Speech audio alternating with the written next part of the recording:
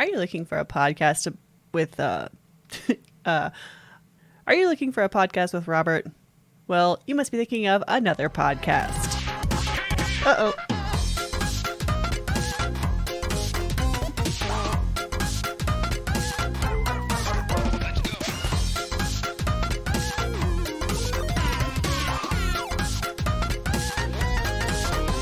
Hello. It is me. It is just me. I'm so sorry. I know things have been weird with Yumtope lately because we did all the interludes. Maybe you guys are feeling the interludes. Maybe you're not. Either way, please let us know. We love your feedback, of course, negative or positive. We always crave it. We want it. We want to improve for you. However, today, Robert is not here due to something unexpected coming up. So it is just going to be me doing an interview. I think you guys are really going to enjoy this episode. So I'm talking to one of my favorite people on Earth. I would wager to say my favorite person on Earth because she is basically me, but older and better and wiser. This is an interview with my sister. She is a really cool person who is one of my role models. She's amazing. She's perfect. I can only say compliments about my sister legally. I don't know, guys. She's just wonderful. So I think that you're going to enjoy listening to her talk about her career. It's very cool and unique. And I'm just going to let her take it away from here, I think. Do not worry. Robert will be back in the very near future and will be coming at you with your regularly scheduled Yumtope. Of course, always, every Monday. Quick content warning. We are going to be talking a lot about, vaginas and babies and birth. But everyone is welcome to listen with an open mind and open heart. I think it's good stuff that needs to be known. So buckle in, check it out. See you at the end of the episode. All right. You guys are in for something fun today. We have a very special guest on the podcast. A wonderful woman that I've known for 33 long years. This is my sister, Lindsay. Hi, everyone. Thanks, Kelsey, for having me on. It's an honor to be here. Yeah, I'm so excited. Me too. If you guys are having the same problem that our husbands have where you can't tell us apart just by voice, then I'll be in this ear. And Lindsay will be in your other ear.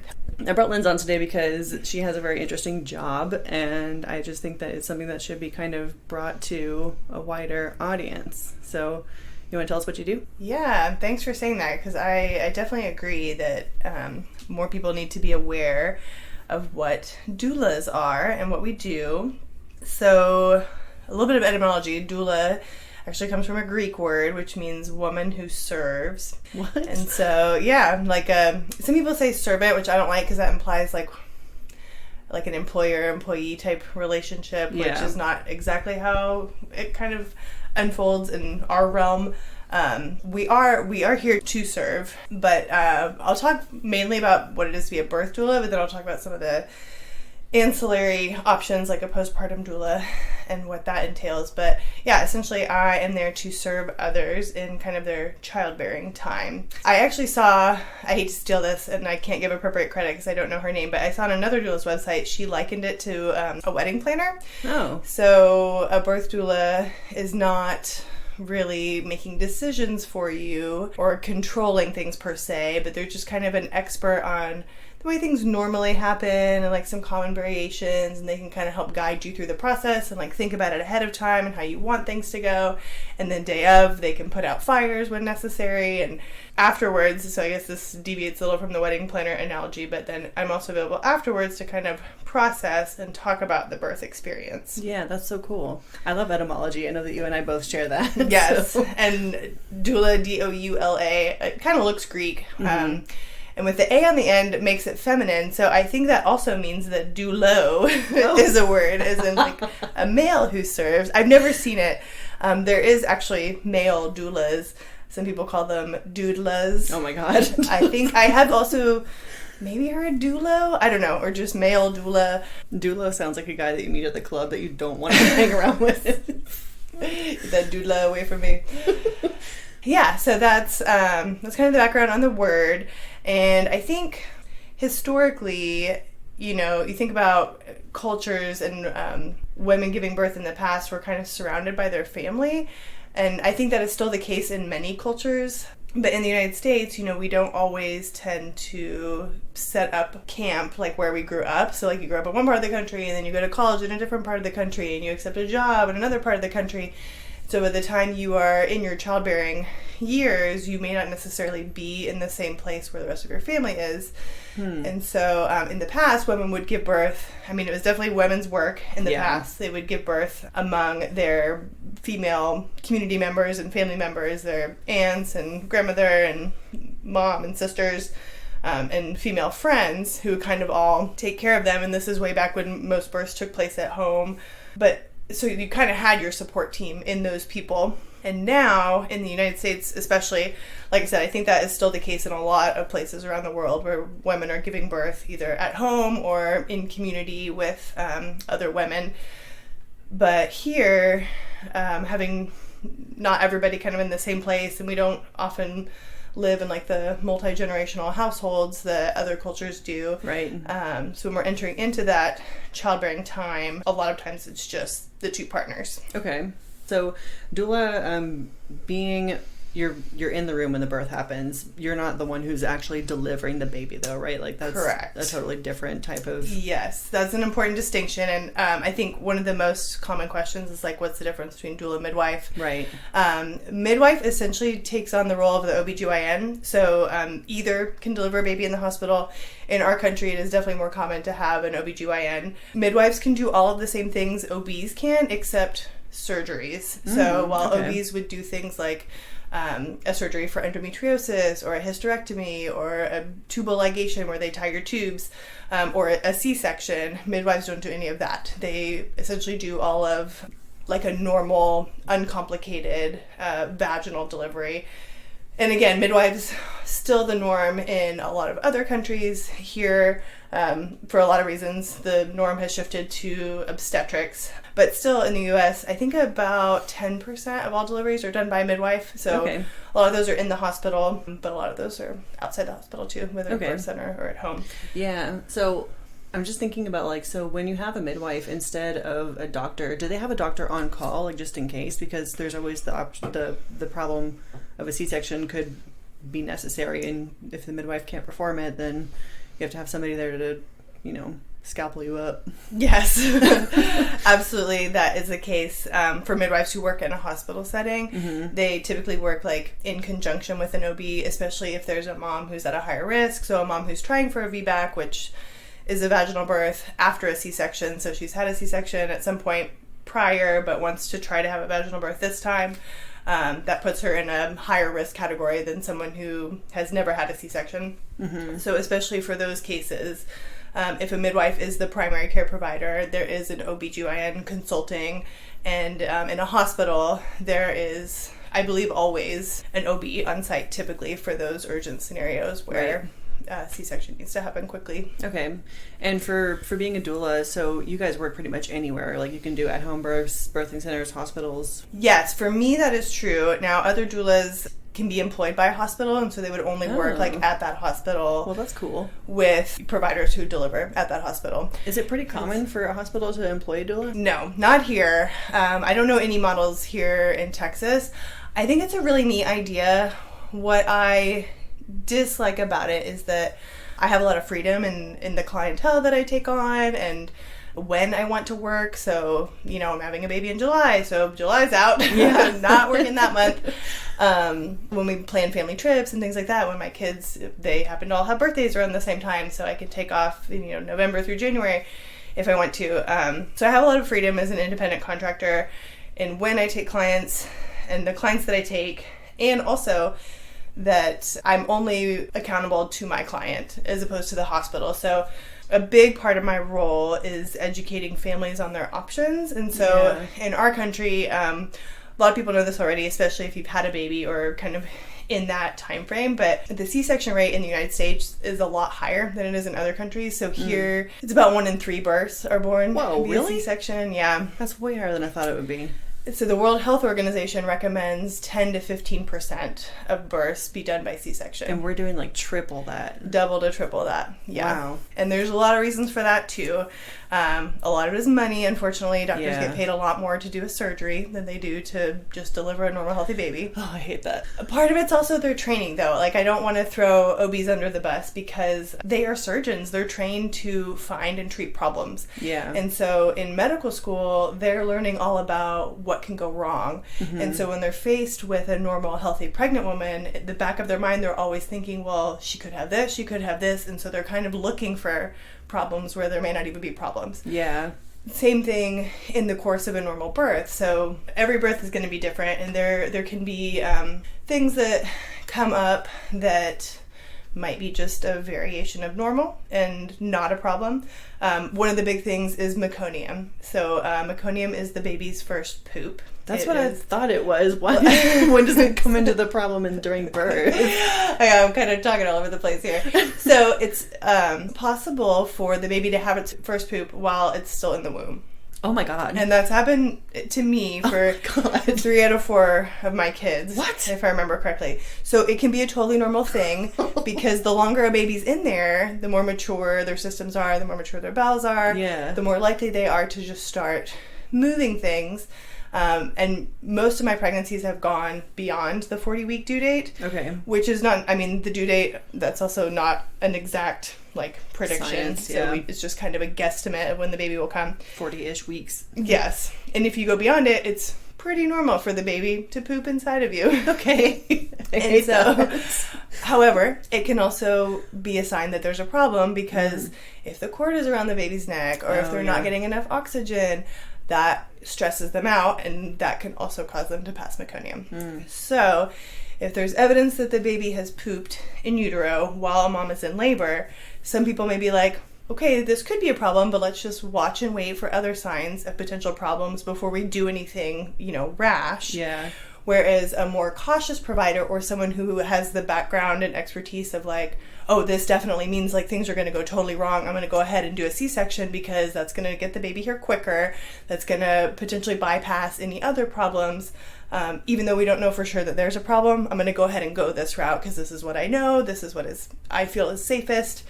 And so families who seek obstetric care or, medical care in general, we're putting essentially our wellness in the hands of a professional. And so we want to trust in our doctors, and I think we should. Yeah. So all that to say, part of my role then in the process is to, one, educate my clients kind of ahead of time about like what to expect, what's normal. And then in the moment when their doctor's saying like, I think you should do this, I can also say, well, here's some questions you can ask. Here's some alternatives that they didn't mention are available to you. Okay, so you're not telling them, like, you should do this or that. You're just providing them with, like, here's more information for you that the doctor may not have given you. Yes. And that's why I think it's important to me to be accountable only to my clients and not to a hospital. Yeah. Because if I'm working in a hospital underneath a doctor who's also working in a hospital, that can be seen as kind of unwelcome. And so I have to work really hard to be diplomatic about your doctor's giving you some really good information and some good options here. I also want you to know that there's some other reasons that your baby might have passed meconium, and there's some other things we can do to make sure that your baby stays safe if you're not ready to take that jump to a C-section right now. Okay. Whereas a doctor also, in their defense, they don't have time to sit down with each of the patients in the moment and discuss all of the options. Right. Healthcare is kind of a mess here in this country. Yes. They're overworked. I won't say they're underpaid because I don't think that's the case, but they're very, very busy. Yeah. And they don't have time to do all that counseling. So, yes, that's a part of my role. And exactly what you said, I just want to echo that. I'm never giving medical advice or saying, this is what I think you should do. Here's what I would do. Yeah. This is the safest bet. This is the best option. That is not my role at all. Just giving information, kind of like the wedding planner. Maybe I don't think that orange and gold and yellow are the beautifulest colors for a wedding, but you want to go that way? Awesome. I'm here to support you. Definitely the same thing with doula work. Just giving options and information, being there, support is like a crucial part of the role. So what does like a typical day for a doula look like? Because I know that you have a lot of stuff that you do. Like you have, of course, the clients that are going in and helping them as they're giving birth, but you do other stuff in the day of your work. Yes. I think one of the biggest appeals for me and probably for a lot of people is as my husband Joe always says, it's flexible until it's not. Okay. So like birth is usually not flexible. Right. Like, someone's in labor, I gotta go. But the day-to-day, I teach childbirth classes, so I can schedule those. I do prenatal visits in my client's home. I do postpartum visits, so after the birth, I go see them at home one time. What are you doing in those kind of visits? Is it just like more advice giving or? Yes, more support. So the prenatal session kind of goes in tandem with like the childbirth class. Mm-hmm. So the class is a group format where it's come a long way from like the sit around and breathe like they used to do in the 70s. Not to discredit those, because those definitely have their place and breathing techniques are important. But we're sharing a lot of information in the group class, but it has to be general because there's several couples there. Okay. And couple A might be planning an epidural, like, you know, I'm not interested in the pain of childbirth. I want to get the drugs and I want to get them now. And I just need someone to hold my hand until I get there. Yeah. Whereas couple B may feel strongly that they want an unmedicated birth and they want to learn, you know, coping strategies and things like that. So the class by nature has to be pretty general about like stages of labor, what to expect throughout.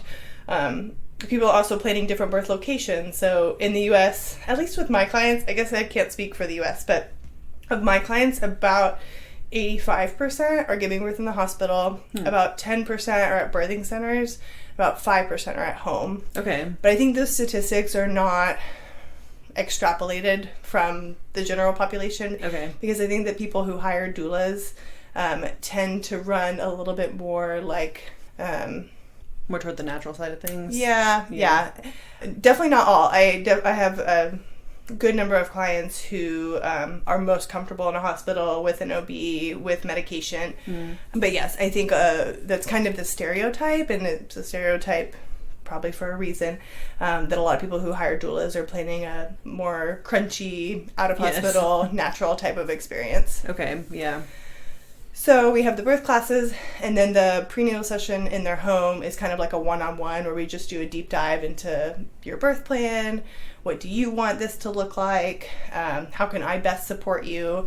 If they're spiritual, we talk about prayers that are applicable in the birth space. I will often show the birth partner different massage techniques and ways to keep the mom comfortable in labor. That's and nice. then emotional support. So that's a big one because birth is very...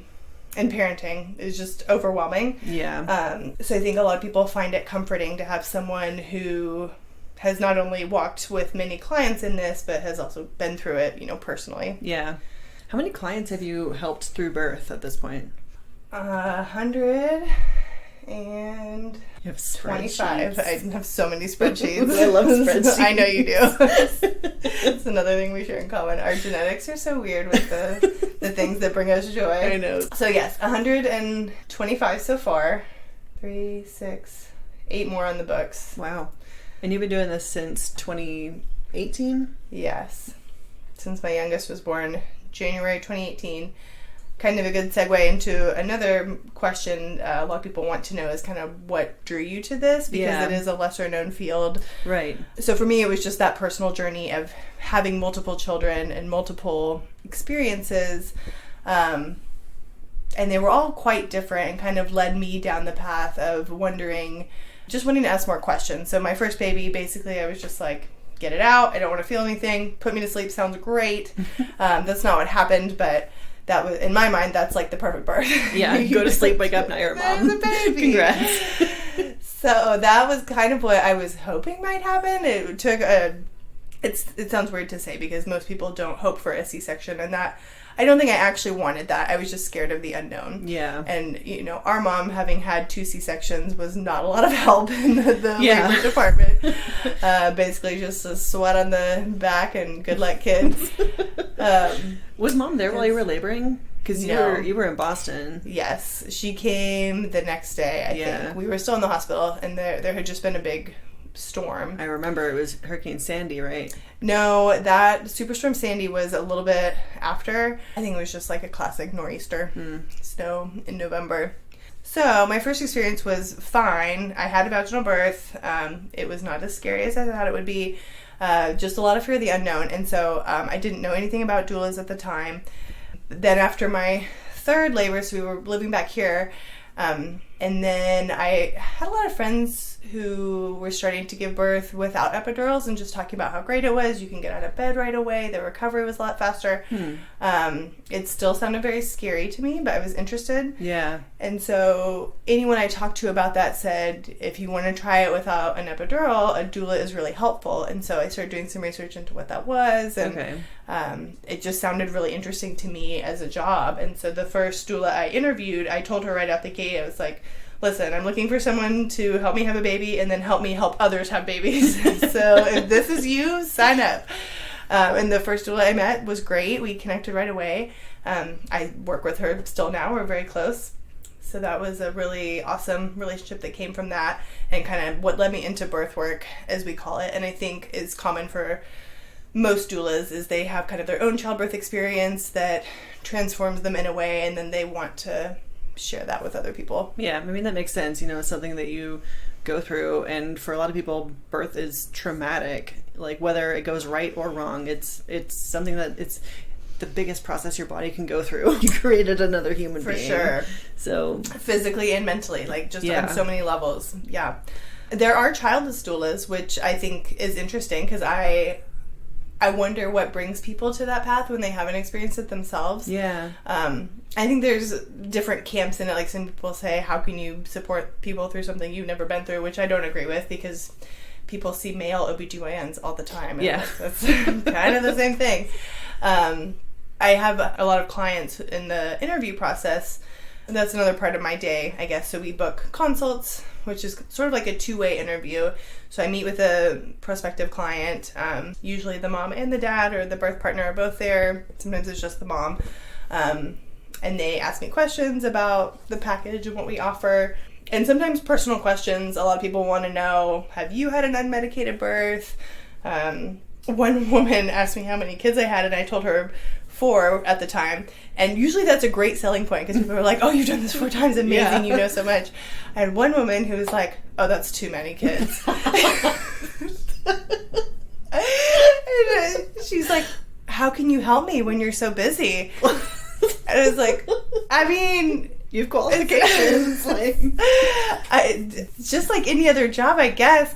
And ultimately, she didn't hire me because she didn't feel like I was going to be available enough to her. What? Which I thank God for that, because I think I do feel like I've always meshed really well with my clients. And so if there's ever someone in the interview where it just does not seem like a good fit, I think that vibe goes both ways. And so if I'm receiving that from somebody, they're probably also receiving the same thing from me, and they either ghost me, which is totally fine, or they are just like, I found somebody else.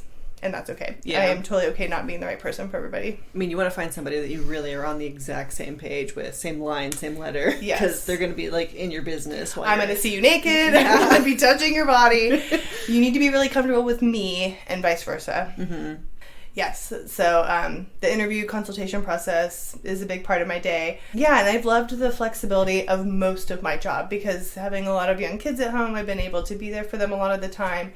And then also having a strong family support network for those on-call times when, okay, birth is happening like right now, gotta go. Yeah. Has been really important in terms of helping take care of my kids, but also in understanding, like, sometimes I have to miss important things, and that kind of sucks. So how does having a doula, like, change your birth experience versus just having a regular, normal hospital birth with doctors and nurses? There are some really great stats on doulas, and why people hire them and why people should hire them.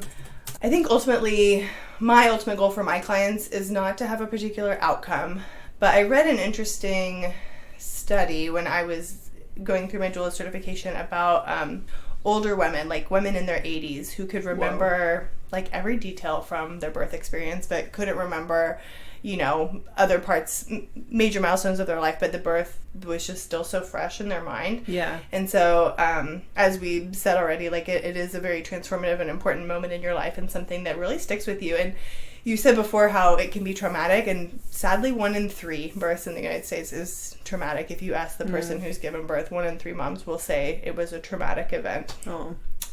And that sucks for something that's like so big and important. It's like saying, oh, my wedding was awful. Yeah. Like, I don't want to remember that day. Like, it was so terrible. So my ultimate goal, and actually going back to the study, the single most important factor in how women feel about their births after the fact is not if they had like medicated or unmedicated. It's not where they gave birth. It's not who was there. It's not even if it was a vaginal birth versus a C-section, but it was how they felt they were treated in the process, whether they felt they were treated with dignity and respect. Yeah, because like you said, it's like the most vulnerable thing you can do. You're there just completely naked, getting a whole human out of you one way or another. At the mercy of the people around you, because there are times you feel and are very helpless. And how were you expected to make a decision, too? Like, I imagine sometimes, you know, if the doctor's in the middle of helping you give birth and they have a problem, they're like, we're doing a C-section. They don't give you the option for it. Like, they just kind of make decisions on your behalf based on their medical expertise, you know? Yes, that is very much the case. And so it's very easy to feel a little bit trampled in all of that, and like you don't have a voice. And I experienced that, not in a traumatic way, but I think looking back at my births, I realized that part of it was that I didn't want a voice. I very much wanted it in the hands of professionals, which I felt was not me at the time. And so after going through it that way a couple of times, being like, well, I had really no say. Like I didn't want a say, but I should want a say. Like this is an important moment in my life. I should care about how things are going. Yeah. So my biggest goal is that my clients feel heard and respected. And again, not to have like a specific outcome, although I am very passionate about lowering our astronomical C-section rate in the United States. I just think that everyone deserves to do things the way that they want and to be educated on how to make decisions about their health care and have a say and feel empowered by that. Can I ask you how many people under your care have had to have a C-section? Yes, that is one of the stats that I'm pretty proud of. And it's not just me to toot my own horn, but doulas in general lower the C-section rate. And so, as I said, in the U.S., it's about 30 to 33% right now for all births. Mm-hmm. And then, so for me, geeking out on statistics a little bit. So I have different statistics depending on a few things. So the primary C-section, which means like you're a first-time mom and you have a C-section for your first baby. Mm-hmm. So in the U.S., I think it's 33%. So for my clients, that's 20%. Okay. Sorry, that's the overall rate is 20%. Moms who are having an unplanned C-section. So that means a planned C-section is either because you've had a C-section before and you're choosing to have it again, and that is your choice, or for a reason like the baby's turned breech and can't fit, or something like an active herpes outbreak and it's not safe for the baby, or what's another one? Placenta previa, which we had talked about before. Yeah. The placenta actually grows over the cervix and it's impossible if the baby were to pass through the cervix, it would rupture the placenta, thereby killing the baby. Ugh. So there are for sure valid reasons. And beyond that, there are reasons that come up in labor. So my unplanned C-section rate is 15%. Okay. Which I think is pretty great. And for all doulas, I mean, we lower it. And that's not just because we're not doing things in the birth itself as much as we're educating our clients and kind of giving them a voice to be like, well, I'm not ready to go down that path. Can we talk about some other options? So I think that's really important and something I feel strongly about. And I think a big reason why people hire doulas, that's one of the more tossed around statistics out there, is that we improve health outcomes for both mom and baby. We lower your risk of having a C-section, and then we increase the likelihood of you being satisfied with your birth. So even having a C-section, and I've had many clients walk through that too, you know, where it's not planned, but something comes up in labor, and that is sometimes that's just the way that the babies need to be born. And so there's usually a lot of processing after the birth that goes with that, as people kind of reflect and be like, well, yeah, I do feel like we did everything we could. I do feel like it was the right decision. And that's really important to me, is that at the end of the day, my clients feel like they had a say in the way that things went, and they felt cared for and empowered by that. That's good, yeah. And that the dads don't pass out. Have you ever seen a guy pass out? I've seen a couple have to leave the room. I've even had a scant fewer than 5, I don't know how many exactly, where the dads were actually not present. Whoa, really? So when COVID was kind of at a peak, and a lot of, dads were being allowed in, always, here, at least. I know in New York that wasn't always the case, but here in Texas, dads were always allowed in unless somebody tested positive for COVID. Okay.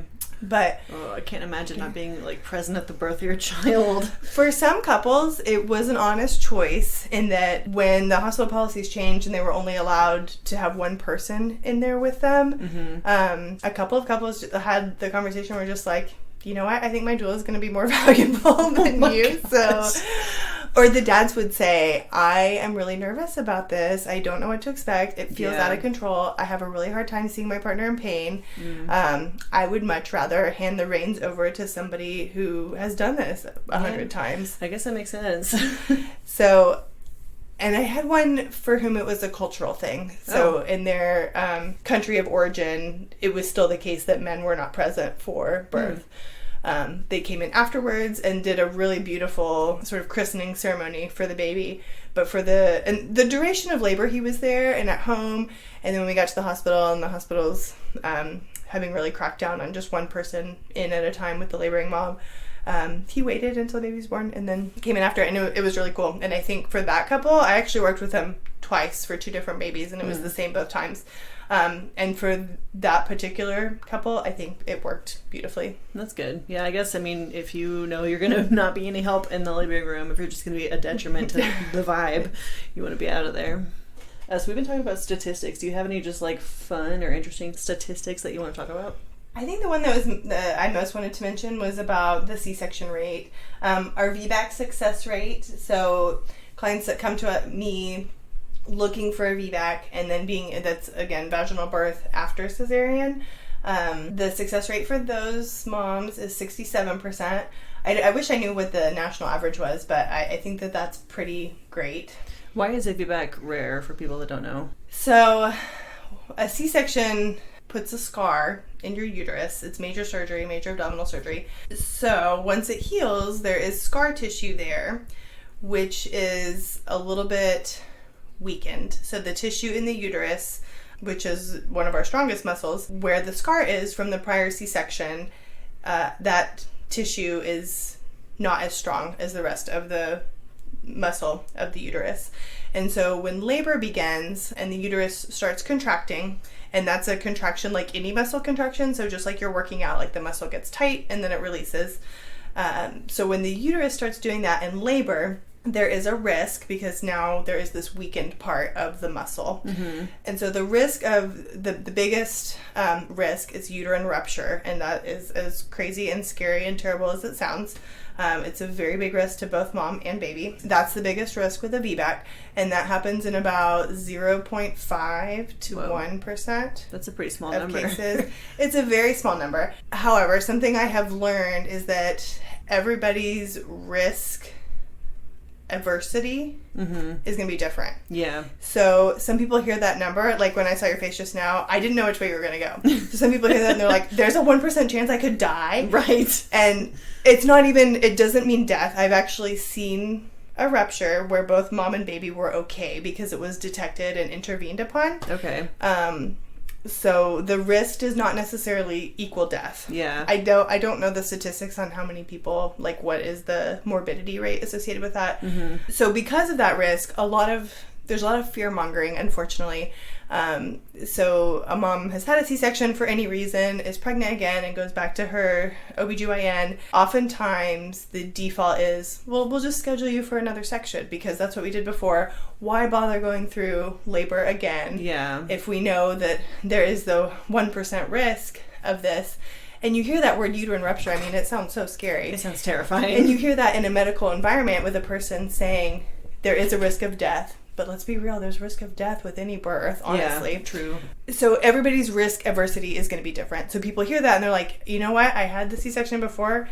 I know what to expect with that. I would rather bypass the arduousness of being in labor and just schedule my C-section. I can pick my baby's birthday. Sounds great. Yeah.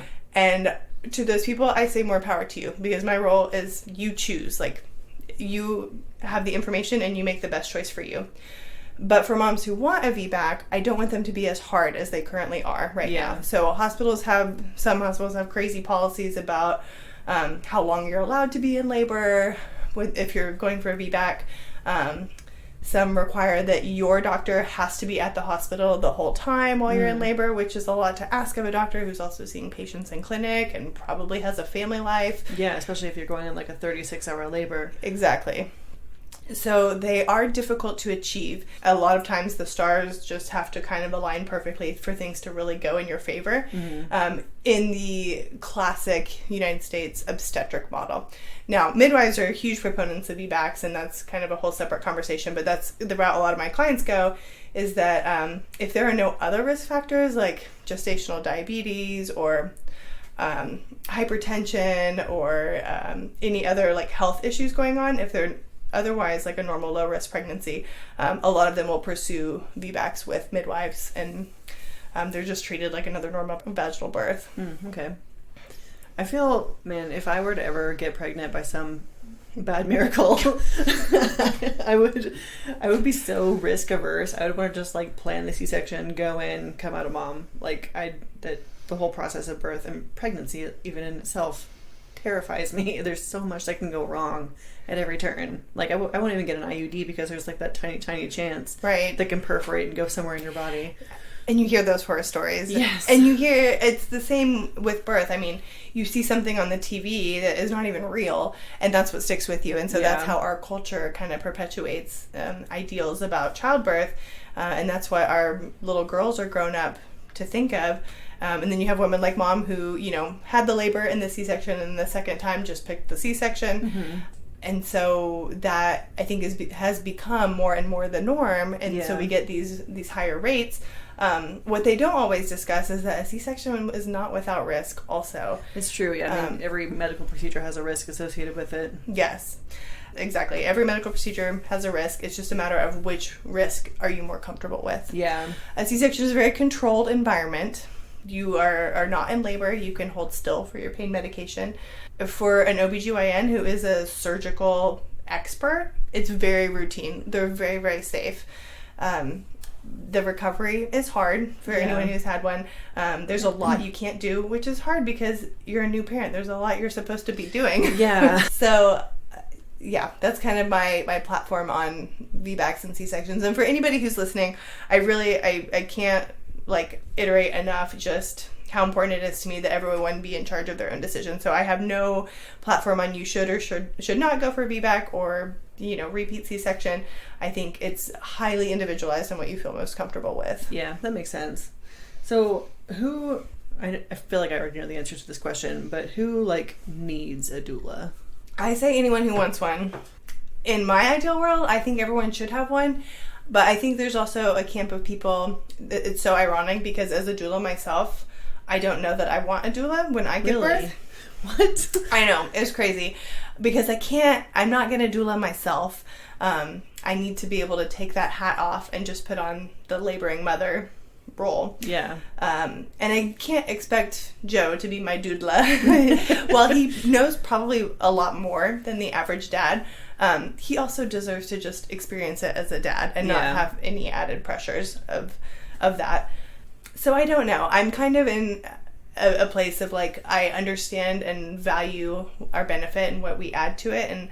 And I think it's important, obviously, because I do it. But at the same time, it's such a sacred and intimate experience that for me, like I really have to find the right person who can be in that space, that very intimate space with us. Yeah. Back to your question about who needs one. I think anyone who is afraid. Yeah.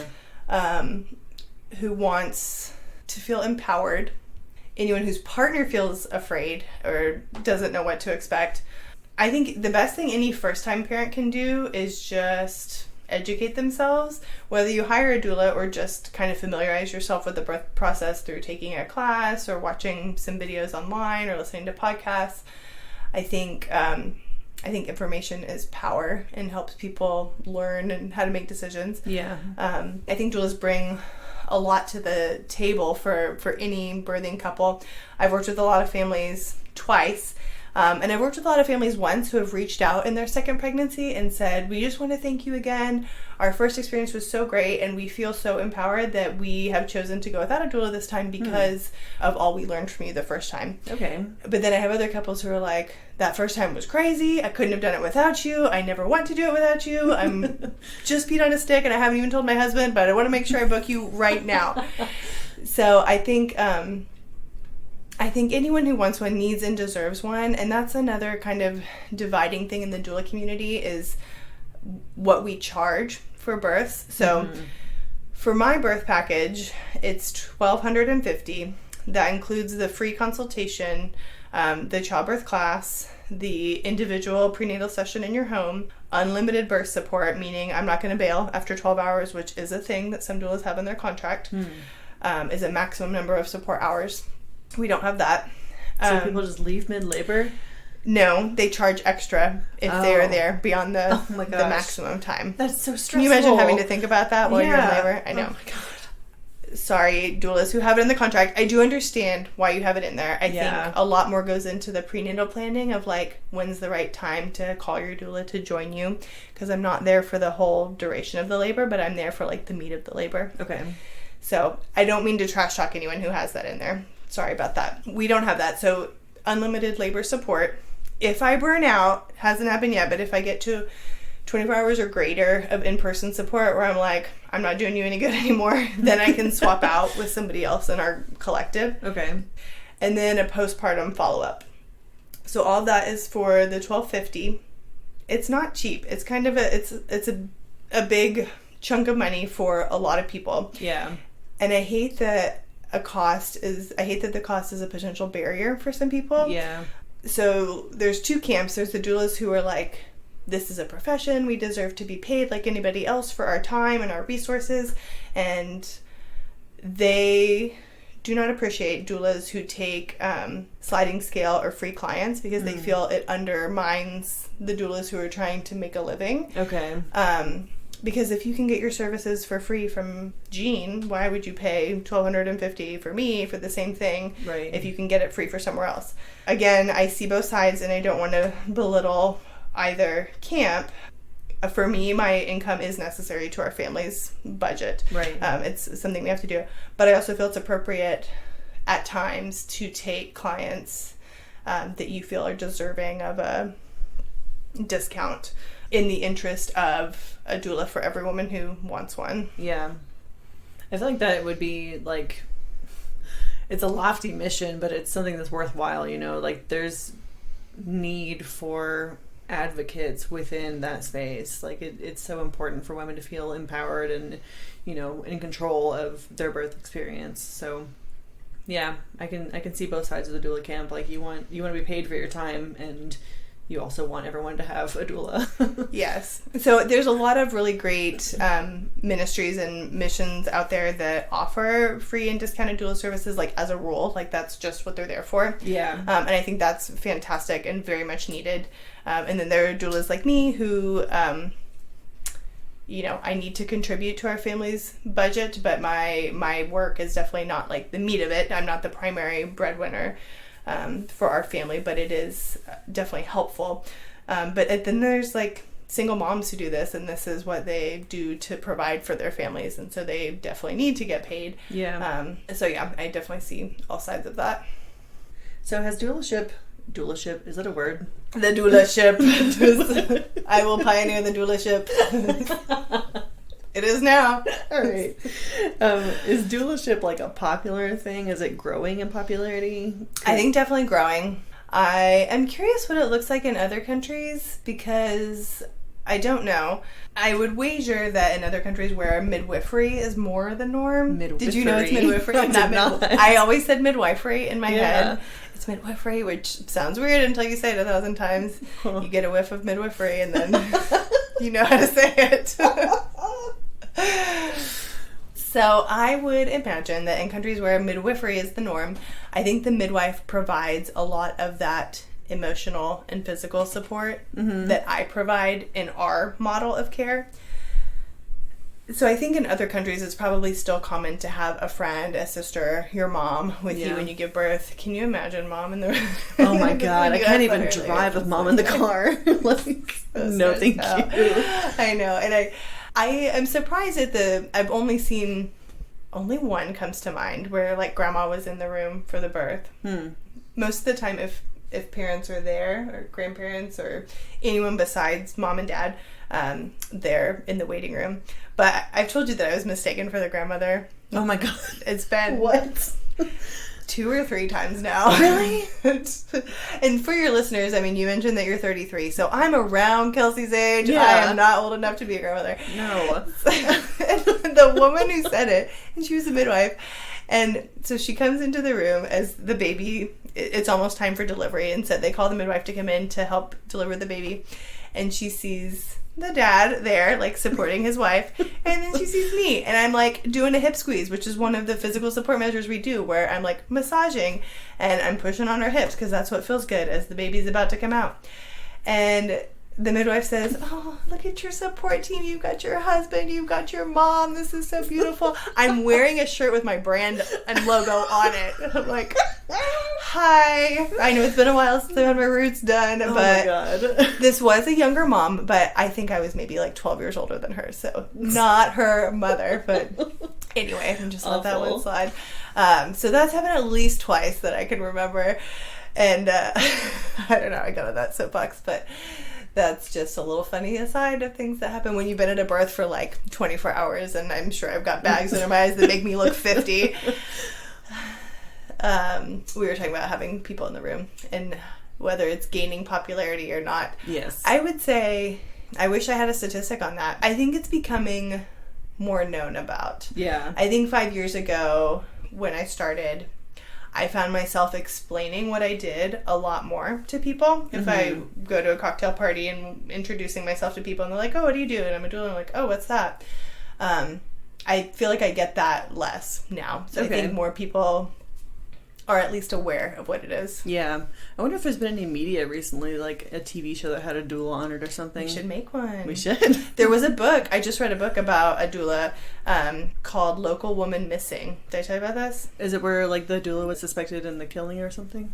She went missing. The doula herself went missing after having done a birth with an OBGYN that went poorly, and the mom and dad were pressing charges. We were filing a lawsuit against the OB for malpractice, and the doula is being called as a witness. And then the doula mysteriously disappears, and it's implied that, well, I don't want to give anything away. That is the premise of the book. You can pull a granny and just tell you exactly how it ends, and then you should read it.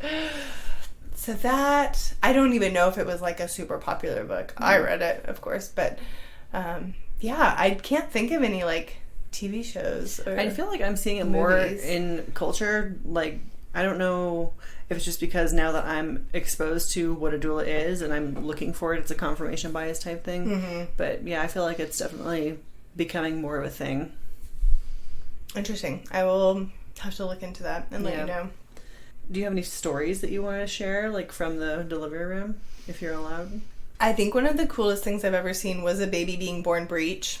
It's the face first, or is it feet? Butt first? Butt first. Yes. Yes. It's sort of a dying art because, again, being born butt first. The art of presenting with your glutes first. It's not very common anymore. It used to be, I mean, if you think about before we had ultrasound technology, if you're just palpating the belly, the butt can feel a lot like a head. I guess. And so it's just a round, firm object. Yeah. And an infant's head is very squishy, malleable. The plates have to overlap and mold as it goes through the birth canal. So just poking it in the belly, or even if grabbing, it's like a globule. You're just like, oh, here's a floating orb. Must be the head. And same thing if you're doing a vaginal exam, which is common in labor, to see how the cervix is progressing. I can definitely see how a butt and a head could be mistaken for the other. Unless you have a very hairy baby, but if it has a hairy head, it might also have a hairy butt. So until ultrasound technology became commonplace, I think breech would just happen, and these were the days when more births took place outside the hospital, so you just kind of dealt with it as it came. Yeah. Now, the risk with that is that by the head presenting first, usually the head is the biggest diameter of the baby that has to pass through. Yeah. And when you come butt first, you're just like, it's a wedge being born. Yeah. I have to butt in here. Lindsay forgot to mention at this moment during the interview, but immediately after we stopped recording, she was like, oh my God, I forgot to tell you. So you know how when a baby's being born, it's called crowning when the baby's head comes out. When their butt comes out, they call it rumping. I love that.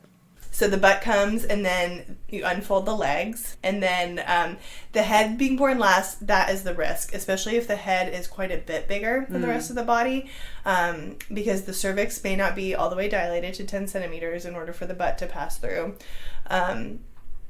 But it needs to be as dilated as possible to get that head through. And once the rest of the baby's out, that cord, the umbilical cord, which is where the baby gets its oxygen until it takes its first breath, is being compressed. It's probably right up there, against the baby's head, because it's attached to the placenta, which is still inside the mom's body. Yeah. So as the mom is pushing and delivers most of the baby with the head still being inside, if the cord is compressed, then the baby's not getting oxygen from the umbilical cord, and they're not breathing it because the head's not born. Okay. So that's risky. Yeah. And so there was a big movement kind of away from breech birth once I think ultrasound technology was like, okay, we can see this baby's presenting butt first.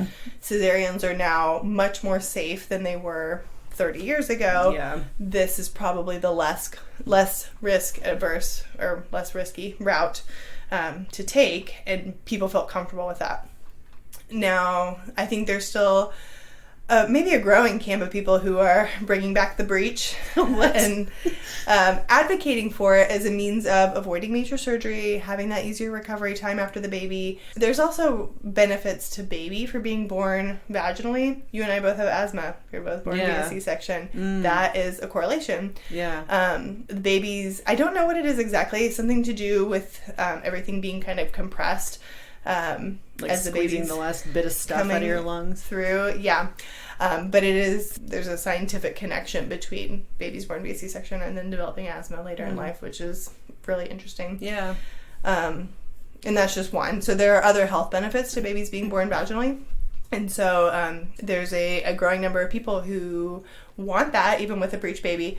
But unfortunately, there's a dying number of providers who are willing to do it, because it's not taught in medical school anymore, because the OBs are learning surgery, and that is, from their perspective, kind of the preferred route to take for a breech birth. So they don't teach how to deliver breech babies anymore. And because fewer people are having them, fewer medical students are witnessing them. Yeah. And so they're not going to try to do something they've never seen before, when it's very literally like a life and death scenario. Yeah, for both baby and mom, right? And probably not so much the mom. I mean, I think the biggest risk is the lack of oxygen to the baby in that scenario. But I had a client who was having her second breech baby. Her first baby had been born a surprise breech. What? In a scenario where they thought the butt was the head, or somehow flipped at the end of pregnancy, which can happen. The baby can turn, though most babies are head down, sometimes they just have a lot of room to maneuver and they can get butt down. So her first one was born a surprise breech. I was not there, but my colleague was, and she said it was like the surprise of all surprises, which I can't even imagine. They realized the baby was coming breech. It can look like a head too, because you only see a little bit at a time at first. Just and it's skin. pink. Yeah.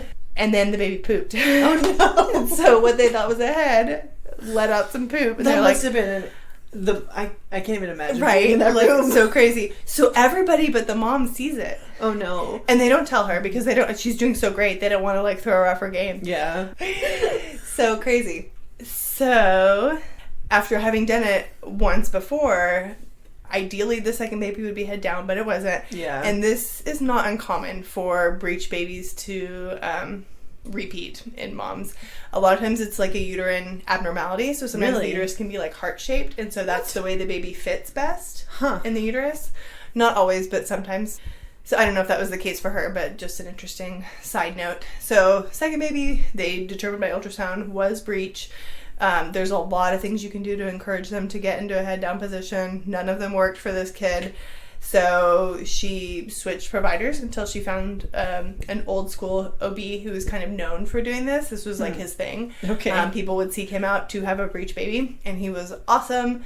And she had an awesome breech vaginal birth in the hospital, and it was really cool to watch, and probably something I'll never see again. Yeah. How do you find a breech doctor? You just Google, like, babies being born butt first, please help. SOS, send butt doctor. Yeah, that was probably the wildest thing I've seen. I feel like I've been very lucky because in more than 100 births, I have not seen anything that's been traumatic for me. That's good. There's a lot of doula support groups out there because there's the potential to witness a lot of trauma. Yeah. I have been fortunate that that's not been the case. I've seen some very premature babies and some babies born with other health conditions, but through our healthcare system and the power of prayer and just being strong, and they have all pulled through. And as far as I know, a lot of clients keep in touch, but a lot of them it's like, it's so weird. You're like with them in this really intimate moment, and then they ghost you. Again, you see them naked, and then it's like, well, thanks for everything. Goodbye. You never see them again. It's so strange. Yeah. But then some become, really good friends, and we stay in touch, and our kids become friends, and you see them regularly. So that's fun to be able to keep up with them. Yeah, that's great. So do you have any advice for somebody who's looking to get into the line of work of being a doula? I think something that was really helpful for me was having a mentor or just having a community. So I work in a collective with other doulas. A lot of folks work kind of on their own, which I think is really hard. Because if I have a hard birth, again, nothing super traumatic, but if I've been in a birth for like 24 hours and it doesn't look like we're close to having a baby and I need to like step out and get a bite to eat, I can call one of my friends and be like, hey, we've tried all these things. Cervix is still 8 centimeters. I need some help in getting to 10. There's different positions and things we can do to kind of help progress labor along. Or if I just need to like process, I have seen a couple of cesareans that I felt were unnecessary, that were kind of pushed on the mom. And despite, my best efforts of being like, remember, you don't have to consent if you're not ready. And the mom's, choosing that and then regretting it afterwards. And so walking with someone in that space, which is very emotional and can weigh heavy, I think it's nice for me to have another doula to kind of process that with. Yeah. So community was really helpful. And then a mentor who can help me when I'm like, how do I find clients? Yeah. Or I've got this weird dad. Like, how do I navigate this? I don't know what to do about him. He's so weird. Another funny story just popped into my head about one dad who pooped in the delivery room, like in the bathroom. Did? Oh, okay. God, sorry, I didn't do that in the best way. But like, I mean, I get that you have to go. I've been there too. But go in a room, like he's literally, like the bathroom door is right there and his wife's here about to have a baby and you can just hear this like explosion coming from the, he's one of those nervous pooper types, you know, like he can't handle it anymore.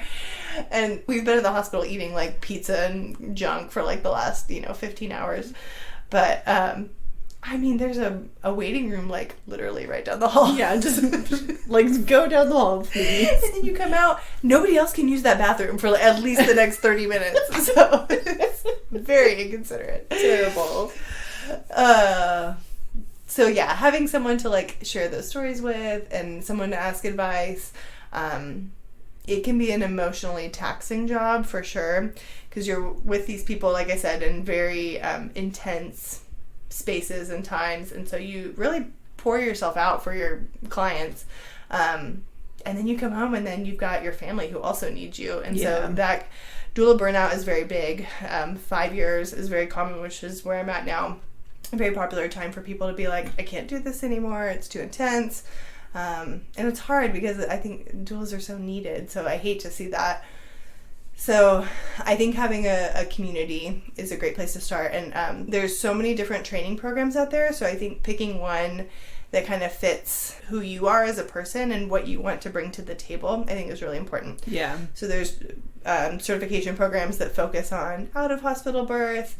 There's some that focus on like just more generalized experiences.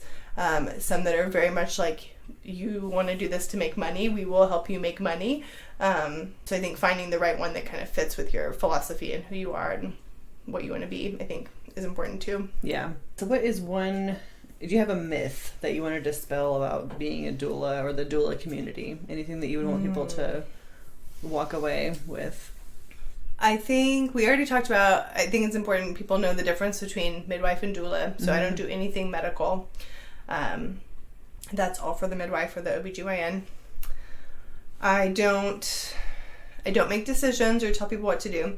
I don't replace the dad's role. So most of the time I'm there working in tandem with the couple, showing dads who are clueless how to touch their wives in labor, how to be more supportive, what not to say. Don't complain about being tired, dude. I think you're overreacting. So many things on the not to say list. I can't think of any. Were there any preconceived notions that you had that I helped correct? We talked about it a little bit already with just the cost barrier, I think. Like, when I think of doulas, I think of, like, rich white ladies have doulas. And that, unfortunately, is a lot of our clientele. Yeah, but you have made efforts to make it, like, more people. Accessible. Yeah. Yes. Yeah, that's interesting and unfortunate because, as I said before, I think that the origin of, like, supporting women in childbirth has nothing to do with race or money or country of origin. It's just humanity. Exactly. Yes. And so I didn't know that was a stereotype. I mean, I know it because I'm in it, but I didn't realize that people who are out of it kind of also envision that. So that's interesting. Yeah. I think it's just weird though, because, like, you know, in America, like, the way that, I guess, Western medicine as a whole just feels so cold and sterile, whereas doula feels more like it comes from, you know, more ancient cultures, people that have been doing this for years and years, like in tribal communities or in multifamily homes. So you don't picture, like, rich white people with that. So it feels like almost how the practice of yoga has been co-opted by waspy moms or whatever. Yeah. It's that vibe to it that I think a lot of people have, but that's not necessarily the case. Yeah. I think one myth that we already talked about this one too is that we're only for people who want a natural birth. Yeah. So I have had clients who are planning a C-section and it's their second or third C-section. And they're scared and they want someone to hold their hand in the delivering room. They want someone to take pictures. They want someone to help them postpartum with healing and recovery. I have a lot of moms. So my clients, I looked at this earlier, exactly 50% have epidurals. Wow. So if the other 50% do not. I would probably guess that like 70% plan to not have an epidural, but then something comes up in the labor, either it's longer than they anticipated or more intense than they anticipated, where they change their mind and decide to get one. But I'm definitely not just for giving birth in the ocean. Yeah. Amidst the rainbows and the dolphins. Right. In fact, I would argue that doulas are even more worthwhile and necessary for hospital births because there's just so many more unknowns there, and that's also that's where our country is comfortable giving birth, even though that's not the norm in other places. That's what is the norm here, for better or for worse. So I would say the majority of my clients want unmedicated in the hospital, but that is not the only clientele that we are for. Okay. If somebody walks away from this podcast, what is one thing that you want them to take away from it? If you are in the childbearing realm or you know someone who is, share this with other people to kind of help spread the word a little bit. Yeah. Be like, hey, did you know that this is a thing that exists? It's pretty interesting. Tell people about us. It helps us help you. Do you want to advertise your specific client thing? Sure. Our collective. That's the word. Not even me specifically, but our group is called Little Lilacs Birth Services. So you can Google us if you want. We are in DFW area. Would love to connect with y'all if that is something that you would like. But just in general, I think, do you have more male or female listeners? Do you know? I don't know. I don't know. So hopefully I've opened some people's eyes. So I'm sure many of you listeners are husbands or partners, or if not, then you may have a sister, or a daughter, or niece, or someone who may be entering their childbearing years anytime soon. Ask them if they know about doulas, and if not, tell them to Google it. Yeah. A woman who serves. Yes. Okay. That is a wrap on this interview, I think. Do you have any other things you wanted to add at the end? That was so fun. I was feel gonna like I ask if did you had most fun. Yeah, I did most of the talking. I don't know if that's normal. Sometimes I get in my spiel and I can't get out of it again because there's so much I want to say and share with people about this. I mean, that's what you're here for. I thought I saw something else that I wanted to share when I was looking at my statistics. Do you think more boys or girls have been born? Oh, out of your spreadsheet? Yeah, out of 125. This fits with the national statistics. So one of the genders is slightly more common. Did you know that? I didn't. Is it boys? Mm-hmm. I don't know the exact number. It's like 51% and 49%. But of mine, it's been 64 boys and 58 girls. Oh, I thought you were going to say 64% boys. No, I was like, wow. That would be high. Something that's interesting and something I also feel strongly about, circumcision is on the decline in the United States. Oh, really? Does a doula do anything with circumcision? Just educate, because it happens kind of around the time of the birth. Yeah. So a lot of people want more information on that. And so, that is definitely trending downward. It's not just a hippie weird thing to do anymore. A lot of people are choosing not to do it for personal or religious or other reasons. So that's something that's important to me is, again, I feel like it's something that's done kind of without thinking, like C-sections. And so I feel strongly in that I think you should do your research, learn why we do it, why not to do it, what all it entails, make sure that it's something that you want to do before you just kind of check the box when you are admitted to the hospital, that it's something you want for your baby. Okay. Cool. Good information. Thank you so much for doing this with me. It was fun. Yeah, it was fun. Thanks for having me. All right. Cheers. Cheers.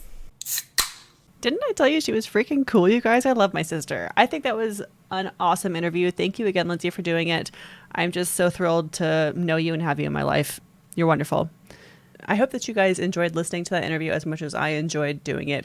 If you guys are interested in, learning more about the doulaship and what all a doula does, if you're craving more information after this interview, you can visit her website at littlelilacs.com. She is a birth doula, so you can find her information under there. I'll link it in the show notes for you.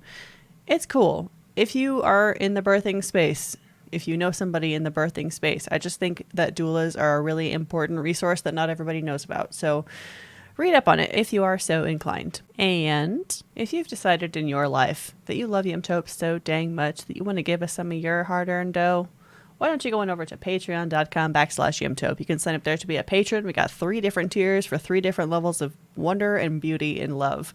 It's just a good time. We love our patrons. They're the best. We do this show solo. And so you patrons are pretty much like executive producers on it. You tell us what content you like, what content you don't like. You tell us what you want to see more of. You give us new ideas to go down different rabbit holes, and we love you for it. So if you're into that, go check that out. If you want to be the ultimate supporter beyond the Patreon, you can get yourself some Yumtope gear over at the Yumtope Apparel store. We are thinking about getting some new designs in the store very soon, so keep an eye out for those. And of course, thank you again to all of our supporters, whether you support us just by listening, whether you share the episodes with people, whether you're buying stuff or just hanging out. We love you so much. Our theme song is The Grim Reaper Blows the Horn by Faraz. Check him out on YouTube. And as always, thanks for listening, and tune in next time to get the answer to that burning question. If I'm here and you're there, then who's piloting the doulaship?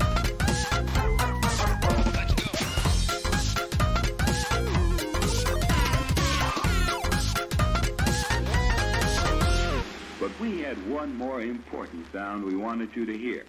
A quick test recording. Check volumes and room noise. Okay. Tell me what you had for breakfast today. Bacon. Just bacon. Solid. Deutsch breakfast.